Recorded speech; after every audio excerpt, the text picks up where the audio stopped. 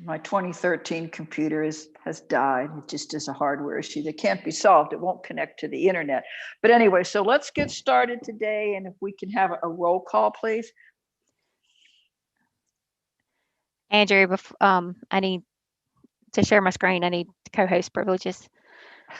So Miss Bailey.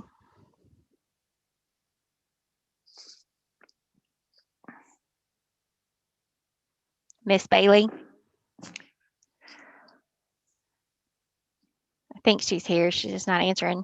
Dr. Cable, she did let me know she was going to be late, so she'll join us as soon as she can. Miss Coleman. Here. Mr. Cox. Dr. Davis. Miss Grubb. Here. Dr. Henderson. Miss Lawson. Here. Miss Talbert. Present. Miss Merricks. And Mr. Powell. I think he's here by a phone also. So, okay. So we'll assume that we have the quorum. So we have 6. So that is a quorum. Thank you. Okay, and the next thing is we just have to present the certification of virtual meeting was posted. Thank you, Rhonda. And then we move to introductions and announcements. Are there any introductions or announcements? Good. We'll move on then to the minutes of January 14th. I hope you all had an opportunity to read the minutes. I did, and I thought they were as always well done. So does anybody have any additions or corrections to the minutes? And if not, then may I have a motion to approve the minutes? I so moved. Would like to make the motion to approve the minutes. Second. Did you catch those, Rhonda? Yes, ma'am. Okay, thank you. All right. So it's been moved and seconded to preserve the minutes. All those in favor say aye. Aye.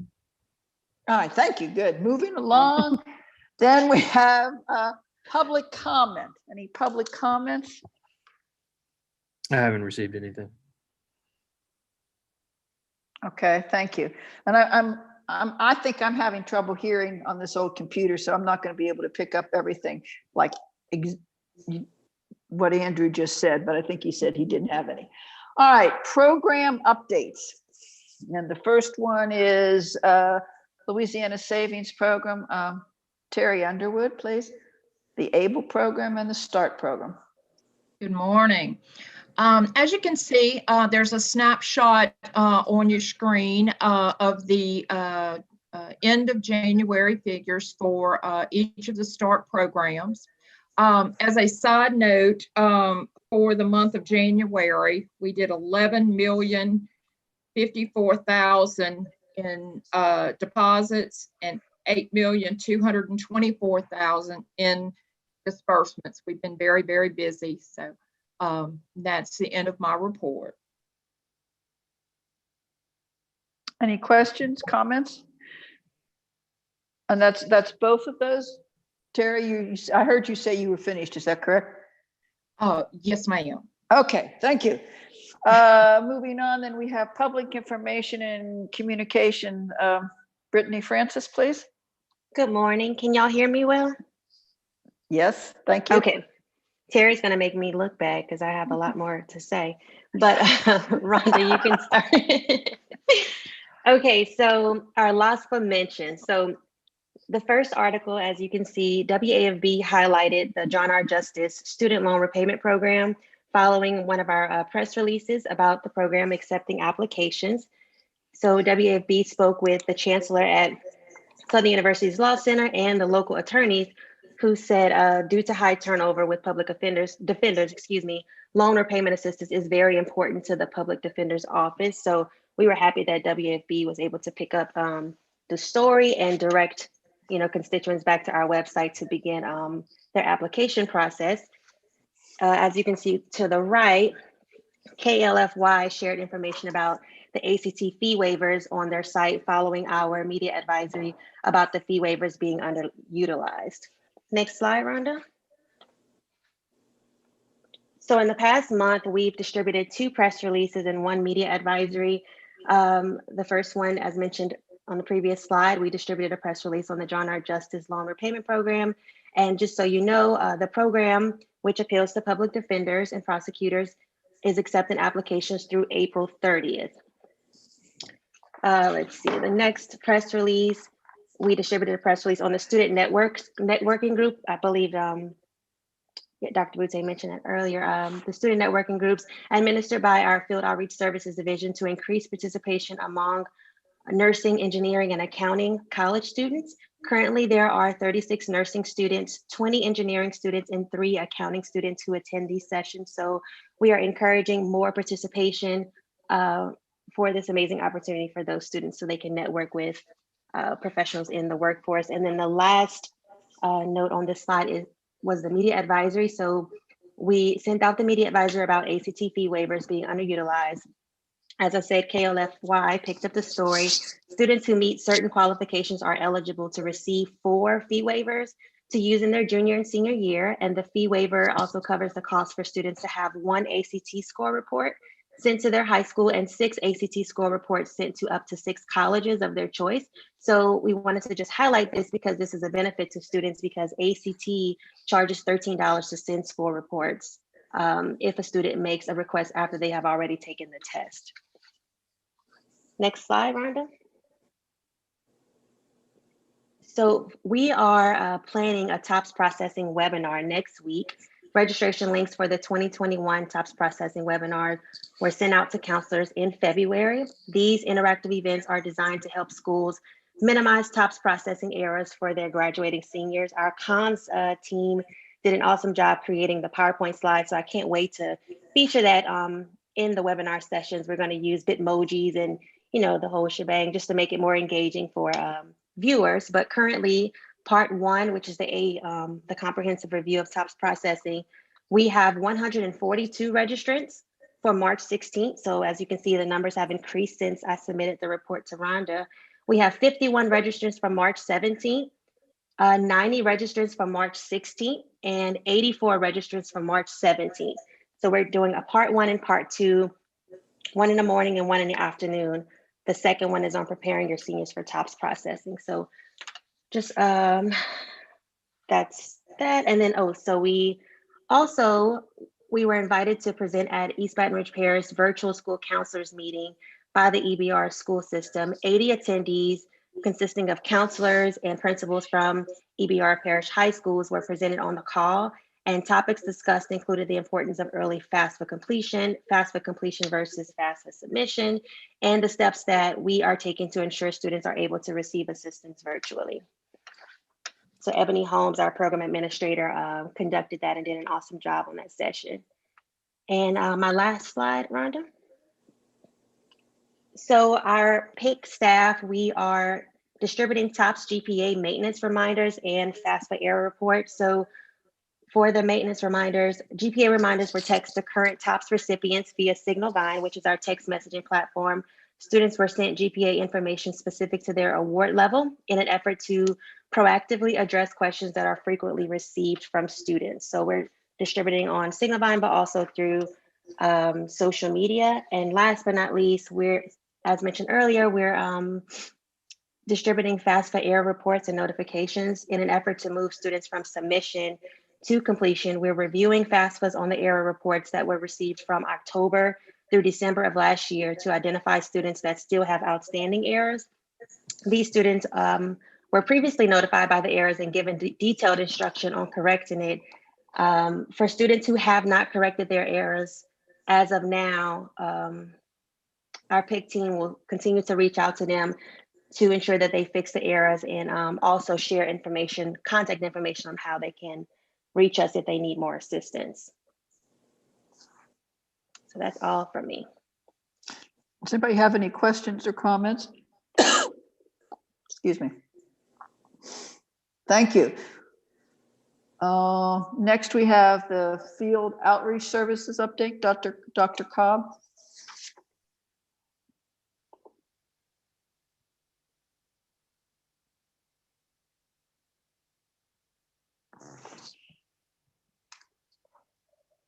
Can you hear me okay? Next slide.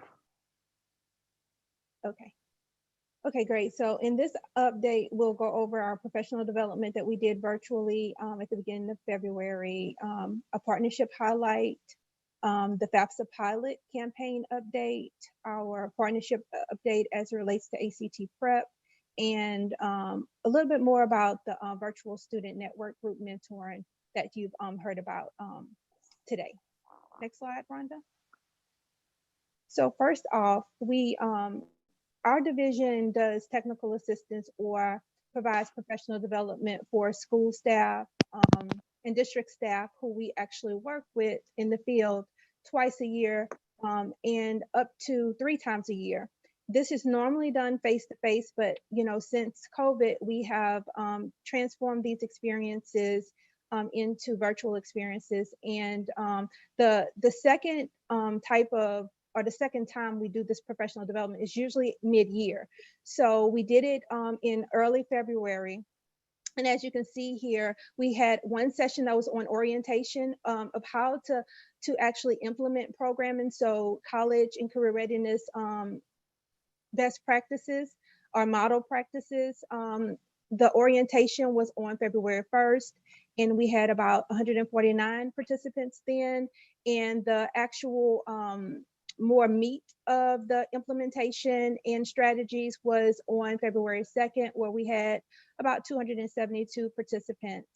And we were very fortunate that the Commissioner Reed and Dr. Butte were able to join us on that second day.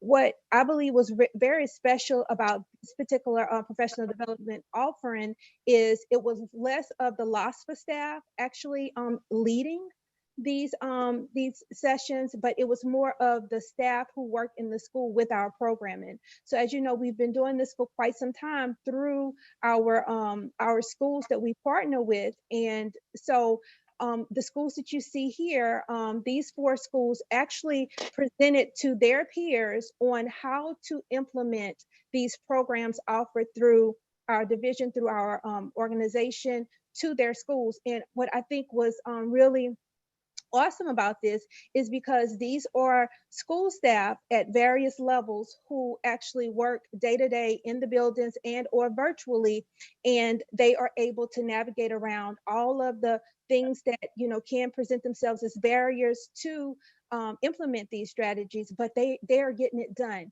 and they were able to share with their peers how to make that happen. So we were very encouraged about that, and those are the quotes that you see down on the screen. And I often tell staff that we're only going to be as strong as our people in the field, or whether it's our post-secondary partners and or our school partners. So really encouraged about that.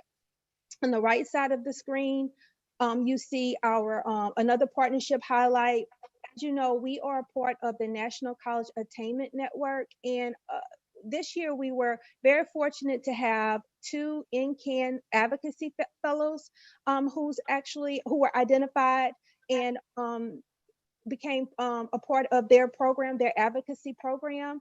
This is actually led by one of our regional coordinators, Chantrinice Davis, and she works very closely with these 2 gentlemen. And one of the gentlemen there, you see on the left there on the screen, you may recognize him because he was one of our student advisory. Yes. So we are so proud of him. So they are doing a great job, for Louisiana in this very important role. So just wanted to make sure we let you all know that they are at the national level. So Mr. Richard Davis Jr., he's at the national level along with Chase Brouillet.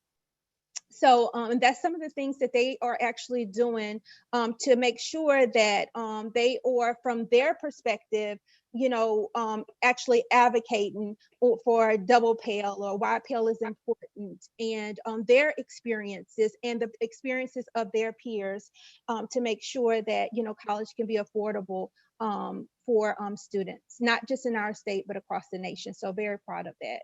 Rhonda, next slide, please.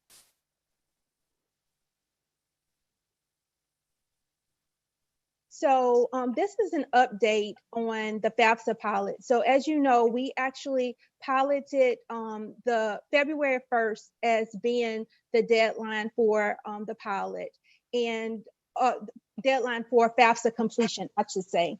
And so we actually had 41 schools who actually participated in this pilot. And on the left side of the screen, you see all of these, you know, verbs of how each bullet starts with a verb in terms of how these schools actually share with us they were able to actually get this done and to impact their FAFSA levels at their schools. Now, this was the first year of us actually piloting February 1st as a deadline. And I must say, with COVID as in the background of everything that we're doing right now, I do want to commend these schools for their work. As you can see on the screen, these schools, so 21 of the 41 schools, which is about 51%, they actually exceeded the national average as this snapshot was taken, which the national average was about 39.9%.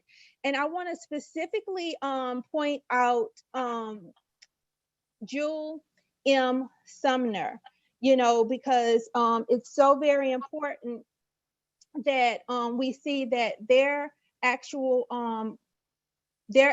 rate was 8%. And so this is important because, as you know, our advisory council member,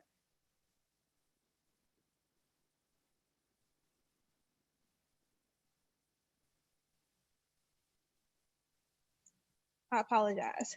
Our advisory council member, Ms. Lawson, who is definitely an advocate for students, actually led her school to that 80% completion rate. And I'm sure her submission rate is much higher than that, but she is definitely to be commended on, you know, participating in this pilot, and her schools, her students actually making to 80%.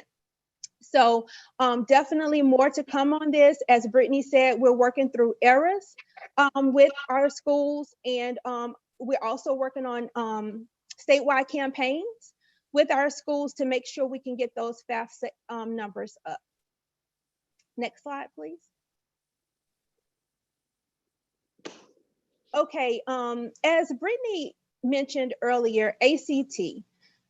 Many of you know that when ACT released the Louisiana average ACT score last fall, like they do every year, the average ACT score for Louisiana was down, and it's been sliding. So that is definitely something that we need to do everything we can to address. So we definitely want retakes to happen. So what you'll see, if you click on that link that's actually on the slide, you'll see some data. In that data, you'll see that definitely the average composite is sliding, is decreasing, and also the retakes are decreasing, which is definitely not, we definitely don't want that to happen. So what we've been working on, along with communications, as Brittany mentioned, making sure that students understand about the ACT waivers, because that's important for retakes. Also, what we've been doing is offering and supporting ACT prep. So these are the actual prep dates that we have actually worked on or worked with our post-secondary partners on. And we've been strategic. The first set of ACT prep that we've done strategically targeted the March 9th. So the actual census testing and the testing that will be taking place this week. So we did, and we provided through our post-secondary partners and through the schools supporting that ACT prep prior to this week's census testing, and for the national test date that is next month on the 17th. As you can see, we are supporting boot camps through Mastery Prep. And those are filling up very nicely. We sent out our first round of books this week to the signed up participants. And so why is this important? As you see on the right side of the screen, these are students who actually participated in boot camps last year. And it was definitely a COVID year, so we didn't have as many students participating in boot camps supported by our office. And as you can see that with their pre-test, you had about 41 students on the pre-test who scored 20 or more, but post-test that increased by 15 students. So that was very good. Also, as you can see here, as a result of the ACT prep, you can see that 66 of the 116 students, which is about 57% of them, their scores increased, and it increased as much as 8 points. So one student increased as much as 8 points. So did want to point that out so you all can see the importance of ACT prep, making sure that we actually support our students in that area. Next slide, please. Okay. Did you want me to open up that link, Dr. Cobb, or no? No, you don't Okay. have to. Thank you so much. And finally, as Brittany mentioned earlier about the student virtual student networking group, and as Dr. Boutte mentioned as well in terms of the nursing group, I definitely wanted to share these student and facilitator quotes and just give you an update on that.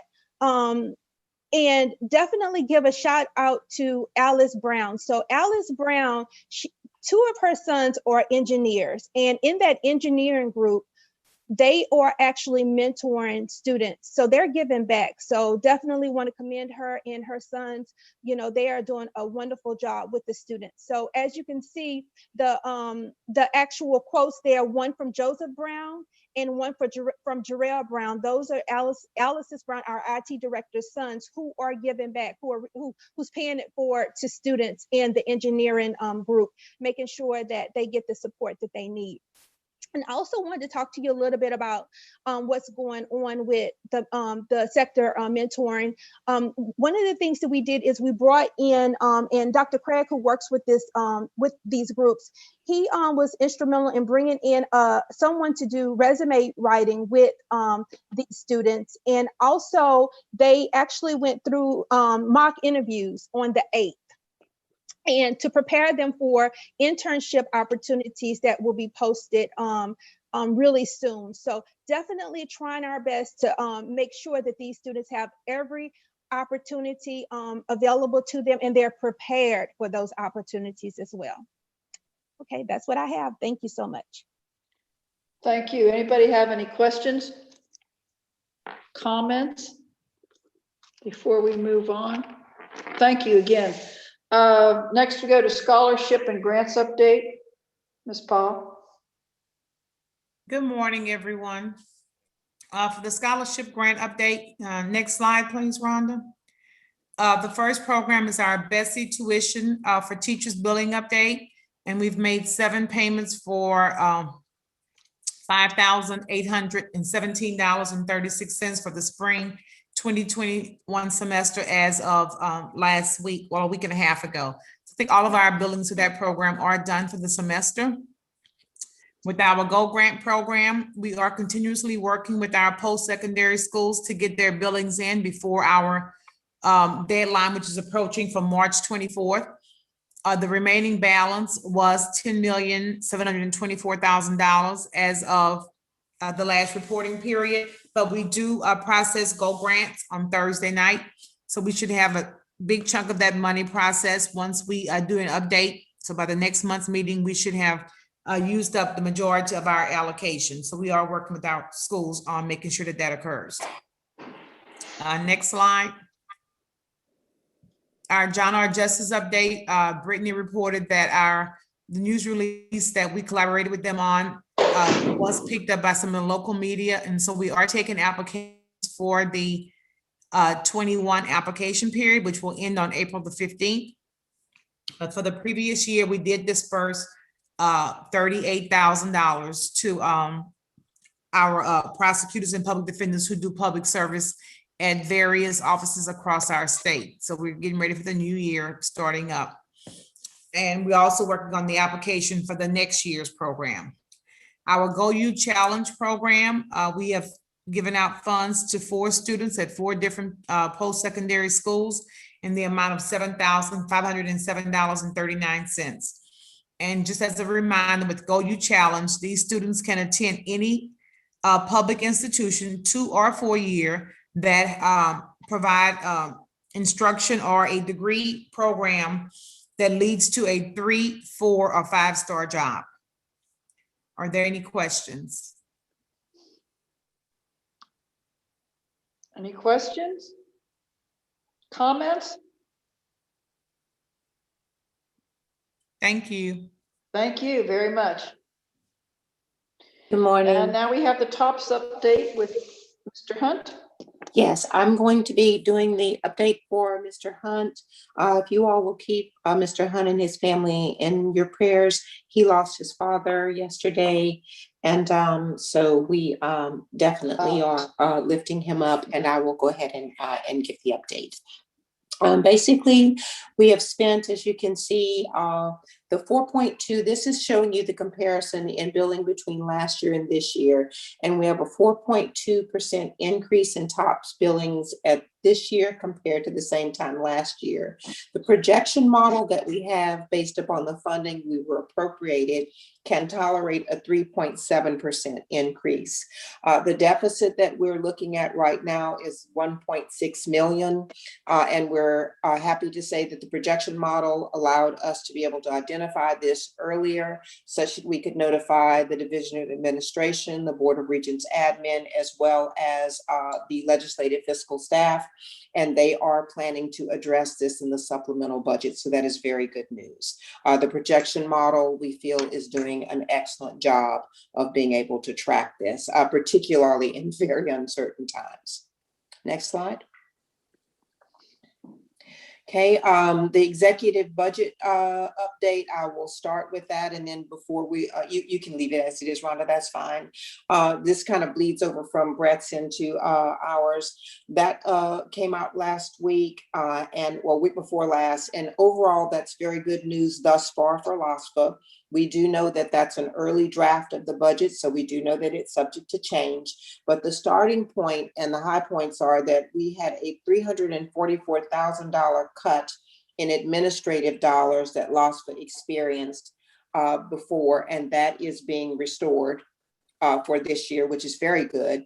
Also, very good news is there's an $11 million increase in TOPS. When you look at the news, you may see 12.1 million in increase, but that's a net of 11 because part of that 12.1, the 1.1 is a means of financing swap. So when the statutorily dedicated funds went down, they transferred that to general fund. But that's not an increase in the program. So $11 million increase in TOPS, and there is also an $11 million increase in the allocation for GO that is being proposed, which is very, very good news. Okay, so any questions on that? I've refreshed my memory. I understand because the GO grant's never been fully funded. It's always been like way low. The increase in TOPS comes about why? The increase in TOPS comes about with the projection model as changes in student behavior, like more students being eligible, or maybe not more students being eligible, but more students being eligible for performance and honors or going to higher cost schools, more folks being able to apply. So that's really best just based upon changes in behavior. Whereas the GO increase this year is, acknowledging we feel the need, and we definitely appreciate the administration doing that. That's a significant increase. In fact, it is the largest increase we have had in GO since the program began. Yes, right. That's great. Any questions on that other than mine? Continue, please. Thank you, Dr. Booty. Just a comment, Chairman Coleman. Also with the TOPS, it could be also more students who are deciding to stay in state and accept their awards. Particularly with the pandemic, some students wanted to stay closer to home, so you have those. Right. Thank you. always moving targets. And I I am confident that the legislature and everybody will recognize what an extraordinary job you have done through your projection model, to be able to say this is, we'll have a deficit of 1.6 million, we 4.2 and we estimated 3.3. I mean, I think that's really great, and I hope that they appreciate that. Thank you. So far, that early heads up, and Mr. Hunt working with staff in the IT division. So big shout out to Ms. Brown and Mr. Hunt for having staff collaborate. We were able to give an early warning to what we thought the deficit could be, and then based upon the actual billing receipts, be able to go back and confirm that, let's say if fewer students attended in the spring than did in the fall, we could have broken even and there wouldn't have been a 1.6. So after those bills, and shout out to the schools for getting bills in on time as best they can, we were able to confirm that we feel comfortable with the 1.6. So it's been well received. Yeah, and legislators, it doesn't matter how old or how young or how long they've been there, they all have the same concerns, and when new figures come up, they always want to know why. And the great thing is, from what you're sharing, why. Yes, ma'am. You can tell them what makes the difference, because beforehand they just always think, well, we have to get a handle on this, we have to do this, we have to do that. Well, there's no, you now know why, and you can tell them, and that doesn't mean they'll listen, but hopefully they will. Yes. I think that's really great. And I can just remember in years past when, when you particularly tell legislators news that they don't want to hear, then they try to kind of shift it around. But I think is just tremendous that they really have confidence, and they ought to have confidence in what's coming out of LOSFA. So thank you all for your tremendous amount of work on this. Thank you. We're very appreciative to the team that makes that work. Okay, Rhonda, you can advance the slide. Okay, so what we're doing with the executive director's updates, as you know, I have a monthly update meeting with the Commissioner of Higher Education. And so what we've started to do is basically give our advisory board a preview of what that update's going to be. So when this update actually goes to the commissioner, the only thing different that she will see that you are not seeing on this graphic is we'll insert the figures like from the programs like Go and all of the programs that Ms.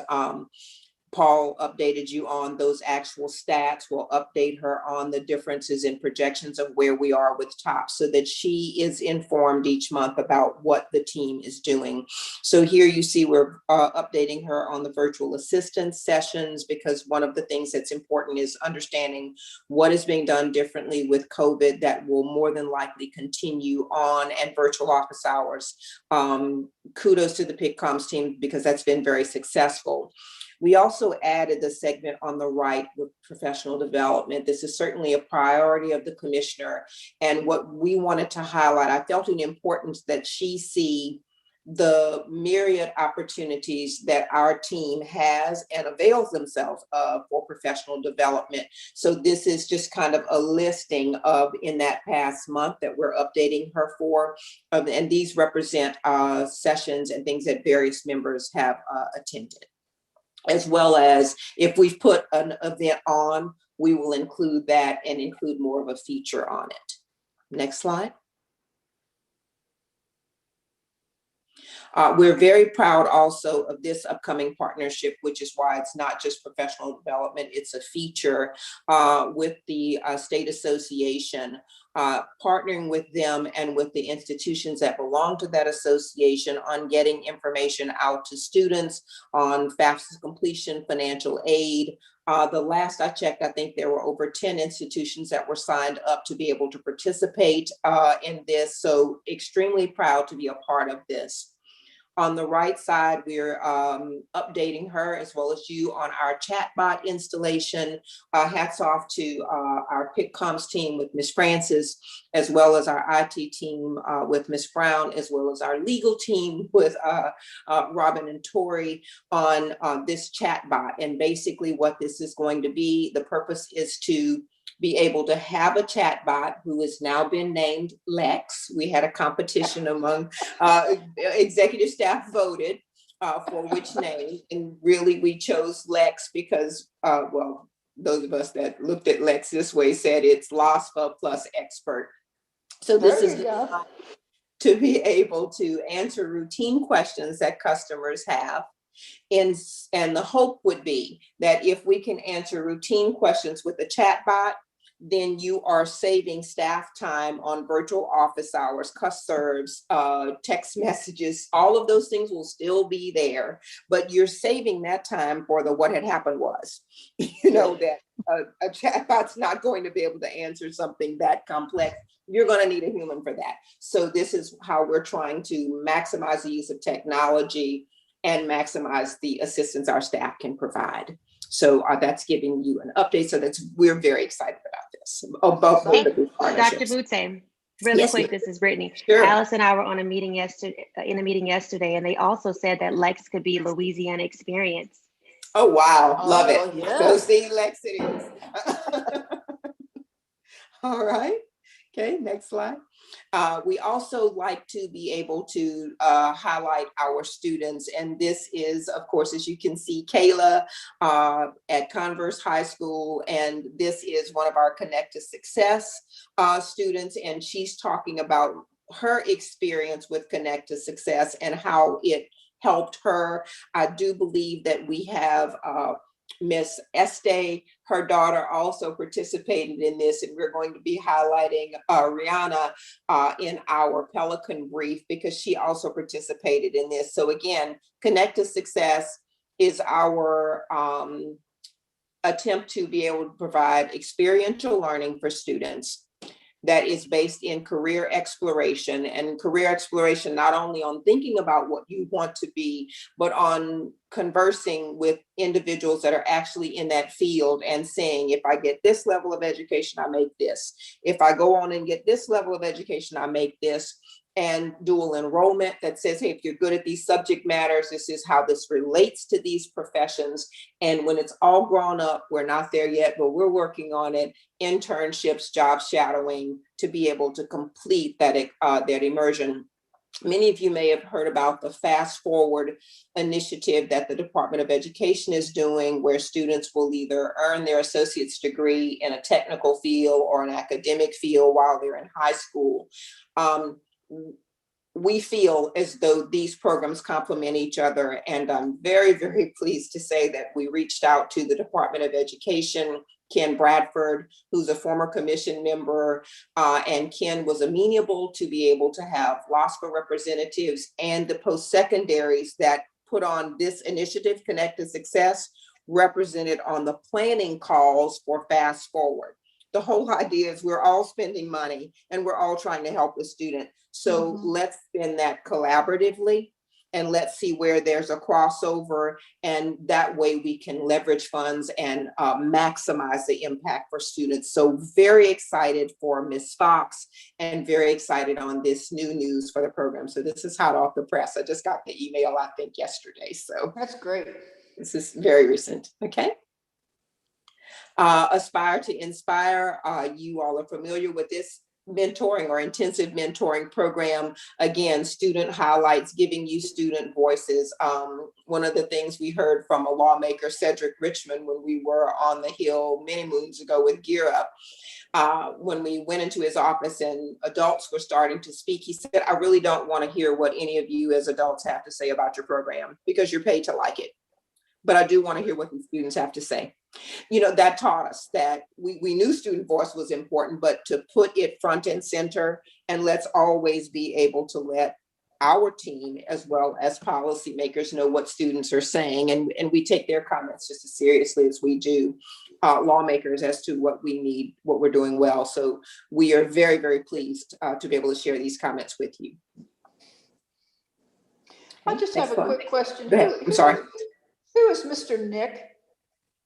Oh, Nick is a former, well, he was a student worker turned mentor at Louisiana Tech.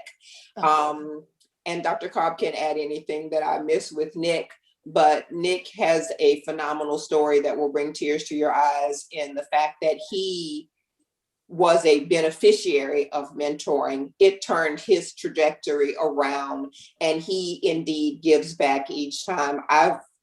My favorite recent story of Nick, and it's been a bit, but just to show you what kind of person he is, it was homecoming at Louisiana Tech. And I want to say that Nick actually tried to help a student that he was mentoring come to visit some of those activities so they would see what that environment was about.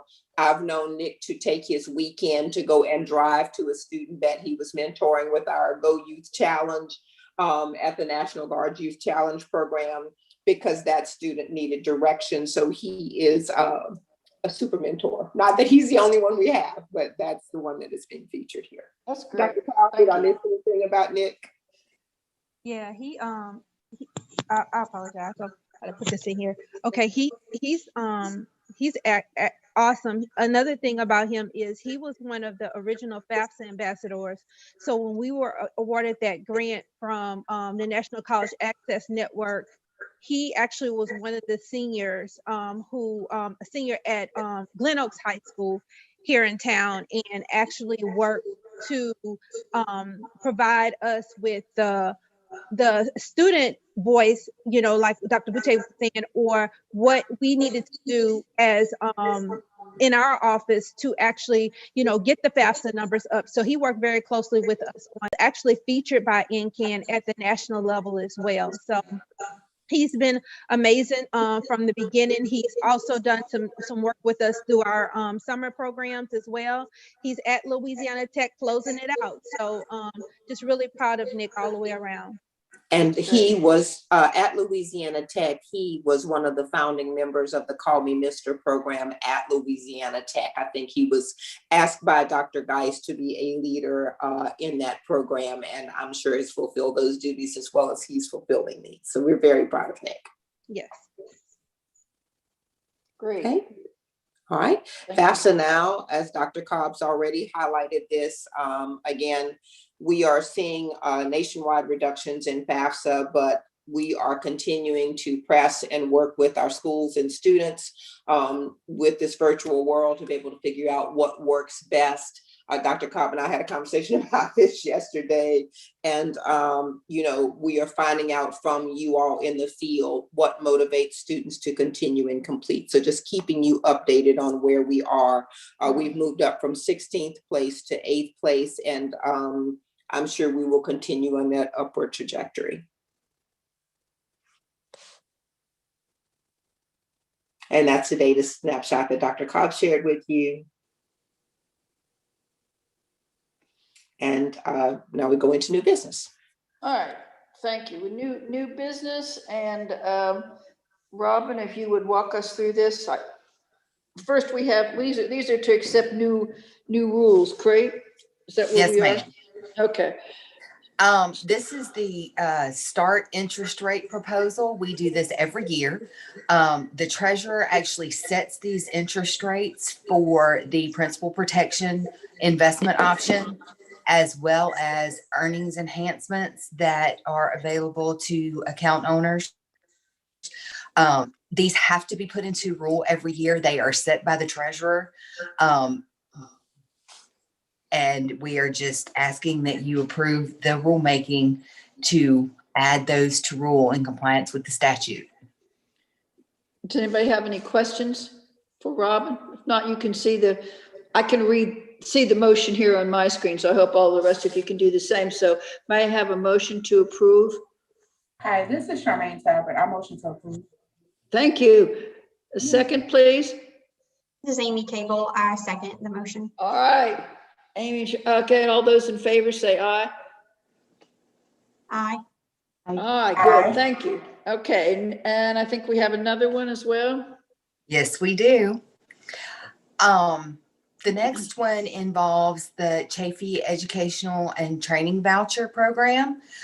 We received word from the Department of Children and Family Services that we were going to be receiving additional funding for this program as part of the Consolidated Appropriations Act of 2021. That act actually allows states to increase the Chafee award amount up to $12,000. But DCFS has advised us that we will be increasing it to $9,000 for next academic year only. This rulemaking adds that to the rules, and it also provides a small technical change. Students are permitted to request an appeal if they don't get the full $5,000 allocation that is normally provided for this grant. I changed that language to state if they get less than the maximum annual award amount, so that in case in the future the maximum increases, we don't have to keep changing that particular provision in the rule. Good idea. Okay, you see the provisions there. Does anybody have any questions? If there are no questions, I will entertain a motion to approve this rule. May I have a motion to approve? I need a motion. I so move. Thank you. And how about a second? I'll second. Thank you. That's very good. And Rhonda, you know who those people are? You got Yes, it. ma'am. Good. All right. It's been moved and seconded to approve. All those in favor say aye. I'm assuming we got the ayes because I'm having some audio difficulties. Okay. Anything else? Go on to new business. The next one is exceptional circumstances. Yes. We only have two, and Robin, my question is, why do we have so few? And did you have a lot more, but that you were able to take care of because of your previous recommendations for approval? There were, it's by virtue of the fact that you approved in January the COVID exceptions to be objective circumstances. We had a meeting on that last week, and there were quite a few that were approved under COVID that would have come to this meeting. But now we only have 2 students at this time. So that is a huge decrease from the past 5 to 6 months. Yes, and I was very, very pleased. And as I read through them, they're not complicated cases, and I certainly have no problems with them. Does anybody have any questions for Robin on the 2 exceptions? Okay, I was taking that as a no. Then, if not, may I have a motion to approve these 2 recommendations? I need a motion to approve. I'll make a motion to approve. Great, thank you. And a second, please. I'll second. This is Charmaine. Great, thank you. So it's been moved and seconded to approve these recommendations for approval. All those in favor say aye. Aye. Good job. And so that has been moved and seconded, and these move on to the Board of Regents. Is there anything else? Public comment. Andrew, received any more public comment, or any public comment, I should say? I haven't received anything. Are we discouraged that the public never wants to comment? I'm not. Okay. One thing, and this I would just like for the next meeting, or what in the near future, if somebody could look into, I am concerned, or I don't even know if we should be concerned about what the loss of the accrediting agents for the Association of Independent Colleges and Schools will mean, because as you know, I think we may have some schools that have that accreditation. Because the Department of Education is getting probably ready to not permit them to be an accredited agency anymore, as I've been reading in the news. And I don't know if there's something this commission will need to do, or something will be changed so that the schools, I don't know how that all works. So some of you may know, and I don't need to take your time today. No, I might be able to address that just real quick. What the department has done, as you know, in the past, it has been regional accrediting agencies. And what they are doing now is using institutional accrediting agencies instead of regional. They basically just changed the name. I had not heard anything about the Independent Colleges and University Board not being. Well, this is the ACICS. Okay. Is an accrediting body the same way SAC COC is and all the other ones, and they're getting ready to lose their ability to accredit. And I think it's primarily for profits. And I'm just not sure, but I would think we may have a couple in the States. I can't remember, but that's coming down. Okay, I will do a little bit of research on that. Yeah, and it may update not you. be a concern for us at all, but I certainly wouldn't want the students to get shortchanged out of all of this.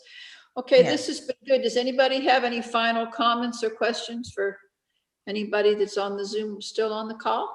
I will let you know that this is not, it's just a comment, but the next meeting is Thursday, April 15th. The next scheduled meeting is Thursday, April 15th on tax right. day. Lovely. Yeah, okay. Now, so this is really important. Can I have a motion to adjourn? Charmaine, motion to adjourn today's meeting. That's great. In a second? All right, I'm sure it's there. All right, we're adjourned. Thank you very Thank you. much. Bye. Miss Bye. Talbert, I really like your background, by the way. Bye. Thank you.